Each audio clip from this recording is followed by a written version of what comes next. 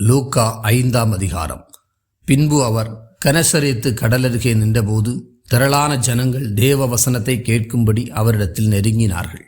அப்பொழுது கடற்கரையிலே நின்ற 2 படகுகளை கண்டார். மீன்பிடிக்கிறவர்கள் அவைகளை விட்டு இறங்கி வலைகளை அலைசி கொண்டிருந்தார்கள். அப்பொழுது அந்த படகுகளில் ஒன்றில் ஏறினார். அது சீமோனுடையதாய் இருந்தது. அதை கரையிலிருந்து சற்றே தள்ளும்படி அவனை கேட்டுக்கொண்டு அந்த படவில் உட்கார்ந்து ஜனங்களுக்கு போதகம் பண்ணினார். அவர் போதகம் பண்ணி முடித்த பின்பு சீமோனை நோக்கி, ஆழத்திலே தள்ளி கொண்டு போய் மீன்பிடிக்கும்படி உங்கள் வலைகளை போடுங்கள் என்றார். அதற்கு சீமோன், ஐயரே, முழுவதும் நாங்கள் பிரயாசப்பட்டும் ஒன்றும் அகப்படவில்லை. ஆகிலும் உம்முடைய வார்த்தையின்படியே வலையை போடுகிறேன் என்றார். அந்தபடியே அவர்கள் செய்து தங்கள் வலை கிழிந்து போகத்தக்கதாக மீதியான மீன்களை பிடித்தார்கள். அப்பொழுது மற்ற படவிலிருந்த கூட்டாளிகள் வந்து தங்களுக்கு உதவி செய்யும்படிக்கு சைகை காட்டினார்கள். அவர்கள் வந்து 2 படகுகளும் அமிழத்தக்கதாக நிரப்பினார்கள். சீமோன் பேதுரு அதை கண்டு இயேசுவின் பாதத்தில் விழுந்து, ஆண்டவரே, நான் பாவியான மனுஷன், நீர் என்னை விட்டு போக வேண்டும் என்றார். அவர்கள் திரளான மீன்களை பிடித்தது நிமித்தம் அவனுக்கும் அவனோடு கூட இருந்த யாவருக்கும் பிரமிப்புண்டானபடியினாலே அப்படி சொன்னான். சீமோனுக்கு கூட்டாளிகளான செபதேயுவின் குமாரராகிய யாக்கோபும் யோவானும் அந்தபடியே பிரமித்தார்கள். அப்பொழுது இயேசு சீமோனை நோக்கி, பயப்படாதே, இது முதல் நீ மனுஷரை பிடிக்கிறவனாயிருப்பாய் என்றார். அவர்கள் படகுகளை கரையிலே கொண்டு போய் நிறுத்தி எல்லாவற்றையும் விட்டு அவருக்கு பின் சென்றார்கள். பின்பு அவர் ஒரு பட்டணத்தில் இருக்கையில் குஷ்டரோகம் நிறைந்த ஒரு மனுஷன் இயேசுவை கண்டு முகங்குப்புற விழுந்து, ஆண்டவரே, உமக்கு சித்தமானால் என்னை சுத்தமாக்க உம்மாலே ஆகும் என்று அவரை வேண்டிக் கொண்டான். அவர் தமது கையை நீட்டி அவனை தொட்டு, எனக்கு சித்தமுண்டு, சுத்தமாகு என்றார். உடனே குஷ்டரோகம் அவனை விட்டு நீங்கிற்று. அவர் அவனை நோக்கி, நீ இதை ஒருவருக்கும் சொல்லாமல் போய் உன்னை ஆசாரியனுக்கு காண்பித்து நீ சுத்தமானது நிமித்தம் மோசே கட்டளையிட்டபடியே அவர்களுக்கு சாட்சியாக பலி செலுத்து என்று கட்டளையிட்டார்.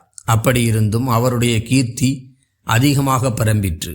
திரளான ஜனங்கள் அவருடைய உபதேசத்தை கேட்பதற்கும் அவராலே தங்கள் பிணிகள் நீங்கி சௌக்கியமடைவதற்கும் கூடி வந்தார்கள். அவரோ வனாந்திரத்தில் தனித்து போய் ஜெபம் பண்ணி கொண்டிருந்தார். பின்பு ஒரு நாள் அவர் உபதேசித்து கொண்டிருக்கிற போது கலிலேயா யூதேயா நாடுகளில் உள்ள சகல கிராமங்களிலும் எருசலேம் நகரத்திலும் இருந்து வந்த பரிசேயரும் நியாயசாஸ்திரிகளும் உட்கார்ந்திருந்தார்கள். அப்பொழுது பிணியாளிகளை குணமாக்கத்தக்கதாக கர்த்தருடைய வல்லமை விளங்கிற்று. அப்பொழுது சில மனுஷர் திமிர்வாதக்காரன் ஒருவனை படுக்கையோடு எடுத்து கொண்டு வந்து அவனை உள்ளே கொண்டு போகவும் அவர் முன்பாக வைக்கவும் வகை தேடினார்கள். ஜனக்கூட்டம் மிகுதியாயிருந்தபடியால் அவனை உள்ளே கொண்டு போகிறதற்கு வகை காணாமல் வீட்டின் மேல் ஏறி தட்டோடுகள் வழியாய் ஜனங்களின் மத்தியில் இயேசுவுக்கு முன்பாக அவனை படுக்கையோடு இறக்கினார்கள். அவர்களுடைய விசுவாசத்தை அவர் கண்டு திமிர்வாதக்காரனை நோக்கி, மனுஷனே, உன் பாவங்கள் உனக்கு மன்னிக்கப்பட்டது என்றார். அப்பொழுது வேதபாரகரும் பரிசேயரும் யோசனை பண்ணி, தேவதூஷணம் சொல்லுகிற இவன் யார்? தேவன் ஒருவரே அன்றி பாவங்களை மன்னிக்கத்தக்கவர் யார் என்றார்கள். இயேசு அவர்கள் சிந்தனைகளை அறிந்து அவர்களை நோக்கி, உங்கள் இருதயங்களில் நீங்கள் சிந்திக்கிறதென்ன? உன் பாவங்கள் உனக்கு மன்னிக்கப்பட்டது என்று சொல்வதோ, எழுந்து நடவென்று சொல்வதோ எது எளிது? பூமியிலே பாவங்களை மன்னிக்க மனுஷகுமாரனுக்கு அதிகாரம் உண்டென்பதை நீங்கள் அறிய வேண்டும் என்று சொல்லி திமிர்வாதக்காரனை நோக்கி, நீ எழுந்து உன் படுக்கையை எடுத்துக்கொண்டு உன் வீட்டுக்கு போ என்று உனக்கு சொல்லுகிறேன் என்றார். உடனே அவன் அவர்களுக்கு முன்பாக எழுந்து தன் படுக்கையை எடுத்துக்கொண்டு தேவனை மகிமைப்படுத்தி தன் வீட்டுக்கு போனான். அதனாலே எல்லாரும் ஆச்சரியப்பட்டு தேவனை மகிமைப்படுத்தினார்கள். அல்லாமலும் அவர்கள் பயம் நிறைந்தவர்களாகி, அதிசயமான காரியங்களை இன்று கண்டோம் என்றார்கள். இவைகளுக்கு பின்பு அவர் புறப்பட்டு ஆயத்துறையில் உட்கார்ந்திருந்த லேவி என்னும் பேருடைய ஒரு ஆயக்காரனை கண்டு, எனக்கு பின் சென்று வா என்றார். அவன் எல்லாவற்றையும் விட்டு எழுந்து அவருக்கு பின் சென்றான். அந்த லேவி என்பவன் தன் வீட்டிலே அவருக்கு பெரிய விருந்து பண்ணினான். அநேக ஆயக்காரரும் மற்றவர்களும் அவர்களோடே கூட பந்தியிருந்தார்கள். வேதபாரகரும் பரிசேயரும் அவருடைய சீசருக்கு விரோதமாக முறுமுறுத்து, நீங்கள் ஆயக்காரரோடும் பாவிகளோடும் போஜனபானம் பண்ணுகிறதென்ன என்று கேட்டார்கள்.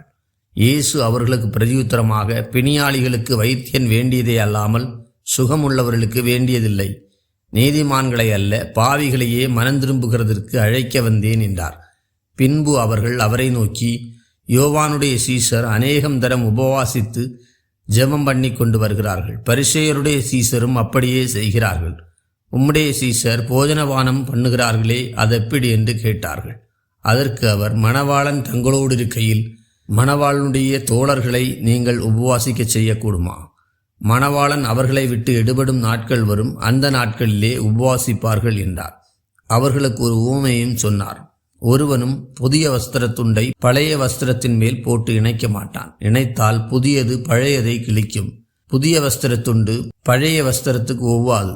ஒருவனும் புது திராட்சரசத்தை பழந்துருத்திகளில் வார்த்து வைக்க மாட்டான். வார்த்து வைத்தால் புது ரசம் துருத்திகளை கிழித்து போடும். ரசமும் சிந்திப்போம், துருத்திகளும் கெட்டுப்போம். புது ரசத்தை புது துருத்திகளில் வார்த்து வைக்க வேண்டும். அப்பொழுது இரண்டும் பத்திரப்பட்டிருக்கும். அன்றியும் ஒருவனும் பழைய ரசத்தை குடித்தவுடனே புது ரசத்தை விரும்ப மாட்டான். பழைய ரசமே நல்லதென்று சொல்லுவான் என்றார்.